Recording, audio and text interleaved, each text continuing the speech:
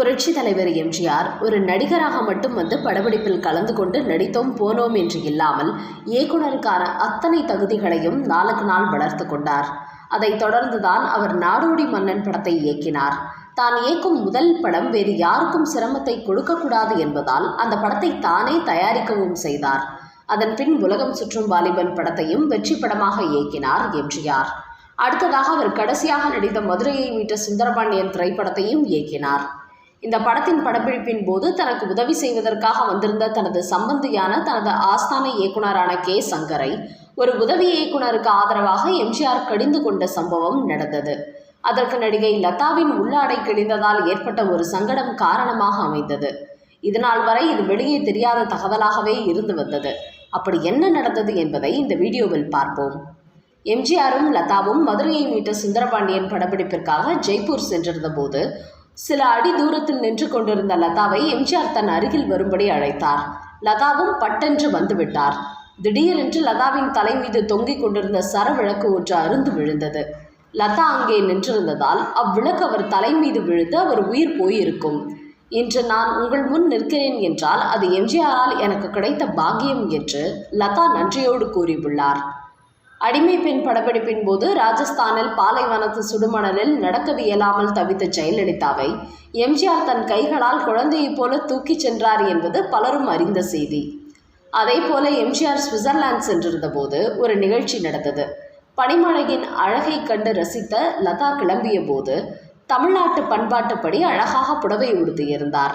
காரை விட்டு கீழே இறங்கிய போது காலில் செருப்பு போட்டிருந்தார். சிறிது தூரம் எம்ஜிஆருடன் நடந்து சென்றார். கால் பனிக்குள் புதைந்தது. ஓரடியை வைத்தால் அடுத்த அடியை எடுத்து வைக்க இயலவில்லை. என்ன செய்வது என்று யோசித்த எம்ஜிஆர் லதாவை அப்படியே தூக்கியபடி அரை மணி நேரம் நடந்து சென்று பனிமழையின் அழகை காட்டிவிட்டு பின்பு காரில் கொண்டு வந்து இறக்கி விட்டுவிட்டு தான் மட்டும் தனியாக பனிமலையில் ஏறி சென்று சுற்றி பார்த்தார். எம்ஜிஆர் முதல்வரான பிறகு லதா மற்ற நடிகர்களுடன் நடித்து கொண்டிருந்தார். அப்போது அழகே உன்னை ஆராதிக்கிறேன் படத்தில் அவர் குடித்துவிட்டு முன்னாள் காதலரோடு பாடுவது போல ஒரு காட்சி. நானே நானா யாரோ தானா மெல்ல மெல்ல மாறினேனா என்கிற அந்த பாட்டும் சூப்பர் ஹிட் ஆனது. எம்ஜிஆரிடமிருந்து ஒரு நாள் லதாவுக்கு அழைப்பு வந்தது. என்னதான் நடிப்பு என்றாலும் இப்படியா ஒரு பெண் நடிப்பது, இனி இந்த மாதிரி ரோல் எல்லாம் செய்யாதே என்று எம்ஜிஆர் லதாவை கடிந்தார். லதாவுக்கும் தான் செய்தது தவறு என்று பட்டது. சரி என்று ஒப்புக்கொண்டார். இதை பின்பு அவரே ஒரு பேட்டியில் குறிப்பிட்டார். அந்த அளவுக்கு எம்ஜிஆர் லதா மீது அன்பும் அக்கறையும் கொண்டிருந்தார். லதாவின் பெயர் கெட்டுவிடக்கூடாது, அவரது குடும்ப பெருமை காப்பாற்றப்பட வேண்டும் என்பதில் எம்ஜிஆர் அக்கறை கொண்டிருந்தார்.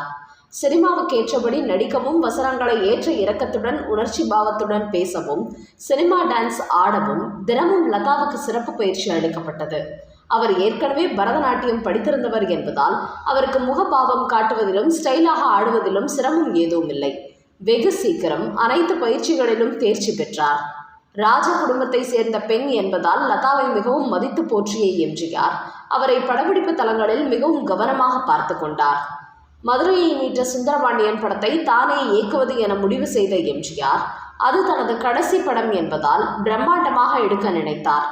அதற்காக செலவுகளை பற்றி கவலைப்படாமல் வெளி மாநிலங்களிலும் சென்று படப்பிடிப்பை நடத்த முடிவு செய்தார்.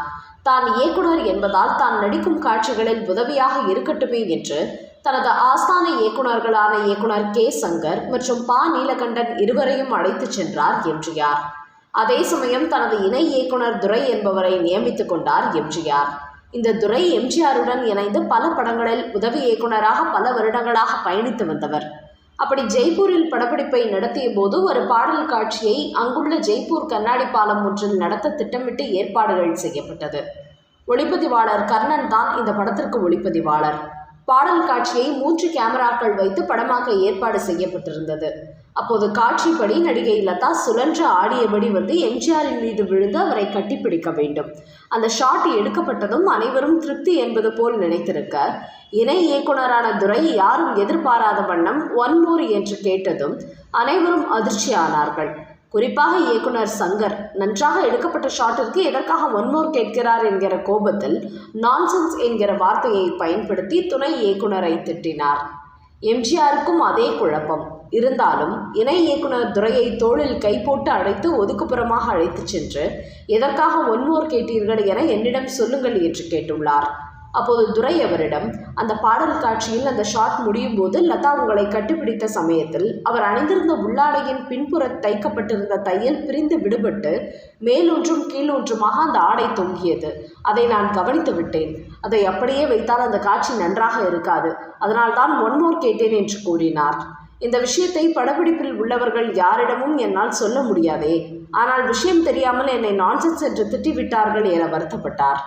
அதன் பிறகு அமைதியான எம்ஜிஆர் நாற்காலியில் வந்து அமர்ந்தார். லதாவை அழைத்து அவர் காதில் விஷயத்தை கூறி உடனே உடை மாற்றி வரும்படி அனுப்பி வைத்து விட்டார். பின்னர் தனது சம்பந்தியும் இயக்குனருமான சங்கரை அழைத்து, உங்களுக்கு வயதாகிவிட்டது, அதனால் பிரஷர் அதிகமாகிவிட்டது. நீங்கள் ஒரு இயக்குனர் தான், மரியாதைக்குரியவர் தான். ஆனால் இப்படி படப்பிடிப்பில் இத்தனை பேர் மத்தியில் ஒரு இணை இயக்குனரை நான்சென்ஸ் என திட்டியது தவறு. அவரை எனக்கு பதிலாக என்னுடைய வேலையை கவனிக்கும் இணை இயக்குனராக பொறுப்பு வைக்கிறார். இந்த படத்திற்கான நல்லது கெட்டதுகளில் அவருக்குத்தான் முழு பொறுப்பு இருக்கிறது. நாளைக்கு ஏதாவது தவறு நடந்தால் அவரை தான் நான் கேட்பேன்.